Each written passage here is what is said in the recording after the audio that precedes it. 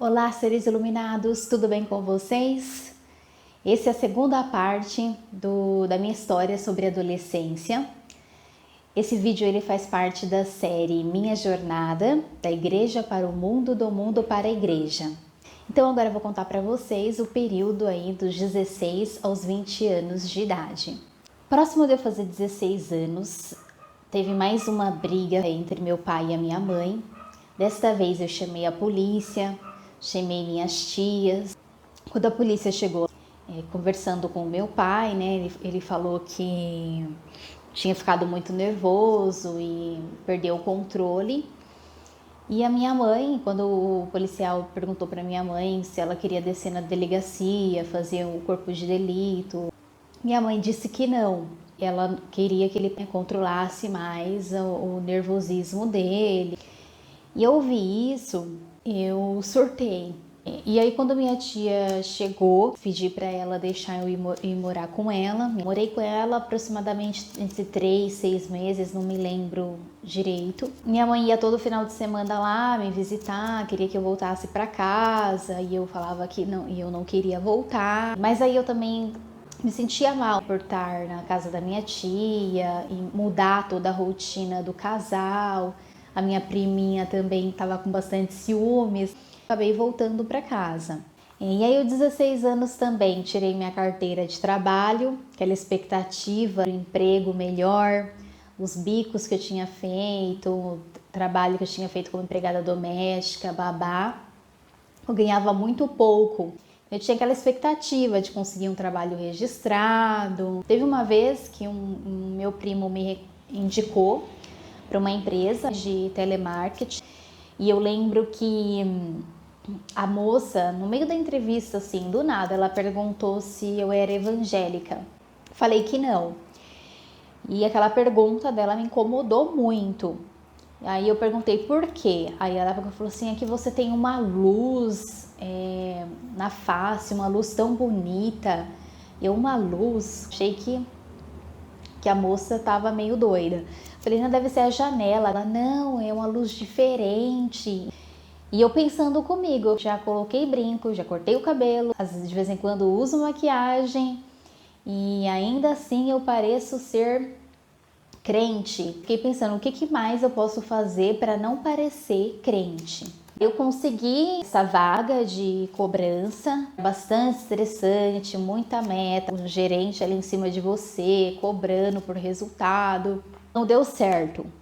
Com 17 anos, eu decidi que eu queria perder a virgindade. Não queria me casar virgem. Perdi a virgindade com o meu melhor amigo, né? Me arrependi muito disso. Então, com 17 anos, comecei a namorar. Finalmente, estava naquela ansiedade. A maioria das minhas amigas da escola já tinham namorado, só eu solteira, achava que eu nunca ia conseguir um namorado. Aceitei namorar para mostrar para minhas amigas. A gente brigava muito, principalmente por ciúmes. Quando eu completei 18 anos, eu fiquei super feliz, porque finalmente a maioridade, e aí eu já ia poder fazer o que eu quisesse, apesar de ter voltado para casa dos meus pais, né?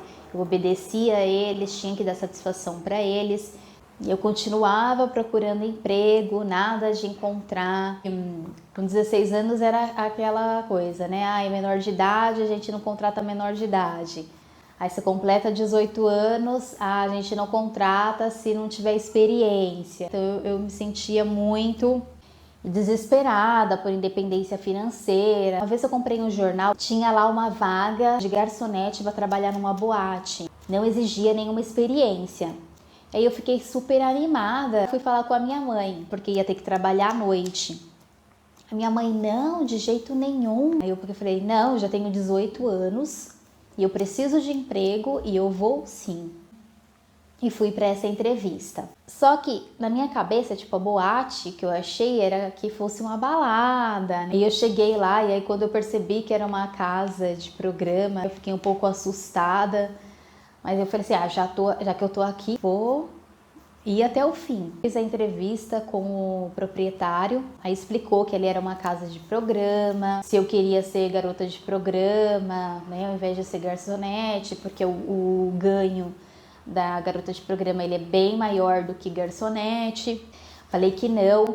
Aí ele explicou como é que seria o meu trabalho, que eu teria que estar de olho para que os copos, os clientes, se mantivessem sempre cheio.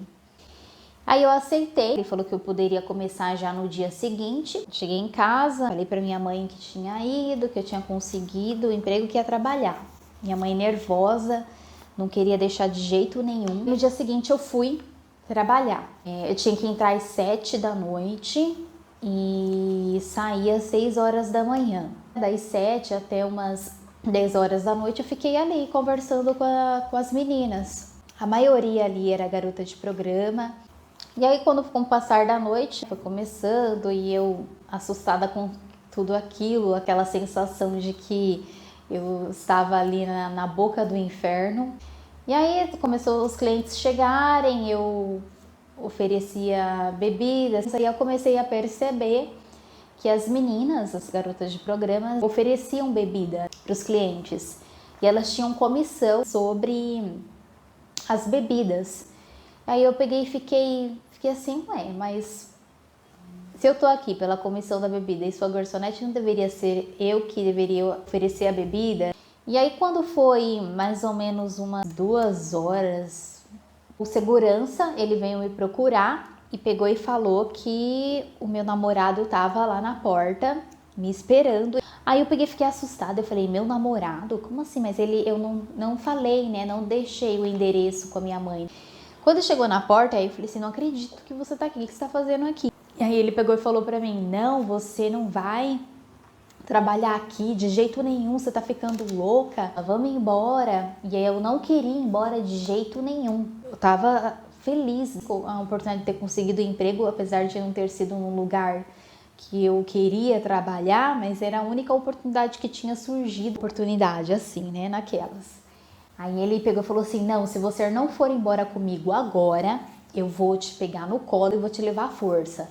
Aí para evitar, né, eu não queria nenhum escândalo ali na frente e eu queria continuar trabalhando ali, então eu pensei comigo, não, então eu vou embora e amanhã eu venho, converso com o proprietário, explico tudo e continuo trabalhando. Esses eram os meus planos. E aí eu voltei para casa com ele. Quando cheguei em casa, minha mãe nervosa, ela falou assim, você vai para a igreja comigo na sexta-feira, você vai comigo na igreja lá no Brás. E eu não vou porque eu vou trabalhar, vocês não mandam em mim, eu já sou maior de idade. Olha só o ser humaninho como é que estava revoltado. E na sexta-feira, de tanto ela falar, eu falei, tá bom. E aí nós fomos congregar no Brás. E olha, Deus é tão misericordioso, tem tanto amor pela alma do ser humano, que ele falou grandemente comigo. Falou que eu estava com um espírito maligno e que Deus ia mandar esse espírito imundo embora, esse espírito da prostituição, olha só. E que estava expulsando naquela noite, expulsando aquele espírito para bem longe. E foi falando, né, a exaltação daquela palavra, Deus usando do seu servo e falando, e aquelas palavras foram entrando no meu coração, só que ainda assim eu revoltada. Deus usava do irmão falando lá na frente que eu vou mandar esse espírito embora, e eu retrucando no meu lugar, que espírito? Não tô com espírito nenhum, só um trabalho, o que tem de mais? Eu só não tô fazendo programa nenhum, só vou trabalhar como garçonete. E aquela luta, menina, aquela luta da exaltação da palavra, eu ali sentindo que aquela palavra era comigo, só que ainda assim retrucando em pensamento. Eu sei que eu saí daquele culto liberta, Deus me libertou por completo. No dia seguinte, eu não tive mais vontade, nem pensava mais em voltar a trabalhar naquela casa de programa novamente. Saiu totalmente da minha cabeça, não sentia mais vontade nenhuma. E depois eu fiquei até chocada, porque eu fiquei, gente, como é que eu tive coragem de ir naquele lugar? Fiquei envergonhada do meu comportamento mesmo. Eu continuei a minha procura por emprego, entregando currículo, não comprei mais jornal nenhum. Quando eu completei 19 anos, eu decidi me casar. Já que eu não conseguia emprego, não queria mais ficar morando com os meus pais, então eu vi no casamento uma forma de sair de casa.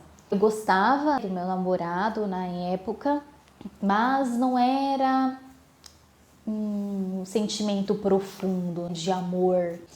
Então nos casamos, né, fomos morar de aluguel. Logo no começo do casamento ele perdeu o emprego, então foi bastante difícil, foi uma fase bem complicada pra gente e eu não tinha emprego ainda, até que eu consegui um emprego de empregada doméstica. Fui bastante humilhada na casa dessa família, ficava nervosa e aí como eu me mantia quieta, porque eu precisava do emprego, então eu aguentava aquilo, só que eu ficava estressada e aí eu descontava no meu marido na época, e aí eu comecei a reproduzir o comportamento agressivo do meu pai, igualzinho, gente, parecia gêmeas, assim. Eu comecei a ser ignorante, queria as coisas do meu jeito, se não fosse do meu jeito não tava bom, eu nunca tava feliz, nada me deixava feliz, estava sempre insatisfeita, sempre com a cara fechada, qualquer coisinha já me deixava chateada.